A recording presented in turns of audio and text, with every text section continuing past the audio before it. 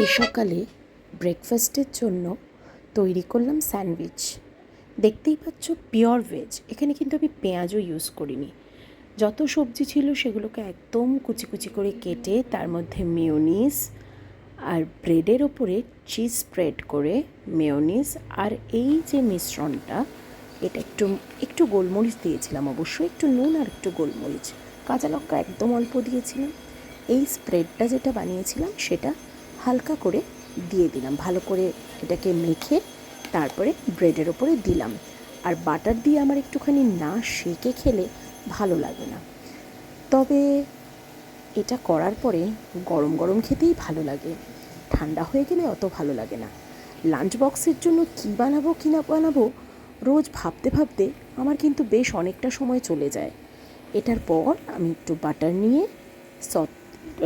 প্যানে সতে করে তারপরে সেটাকে এপিট ওপিট করে একটু সেঁকে নিলাম। না সেঁকা থাকলে না আমার ভালো লাগে না।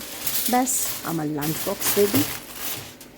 তোমাদের কেমন লাগলো একটু বলো আমাকে কমেন্ট করে, অনেক কমেন্টই করো, আমার বেশ ভালো লাগে তোমাদের কমেন্ট করতে। তারপরে গরম গরম বার করে জাস্ট ইয়াম্মি খেতে হয়েছিল। আমার সসও লাগে না আর কিচ্ছু লাগে না, সবাইকেই দিয়েছিলাম, মোটামুটি প্রশংসাই পেলাম।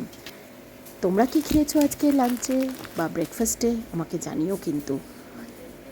আমার কিন্তু বেশ ভালো লাগে নিত্যদিন নিত্য জিনিস করে সবাইকে খাওয়াতে। এই করতে করতে আরও দুটো সেঁকে নিলাম। আজকের মতো বাই বাই।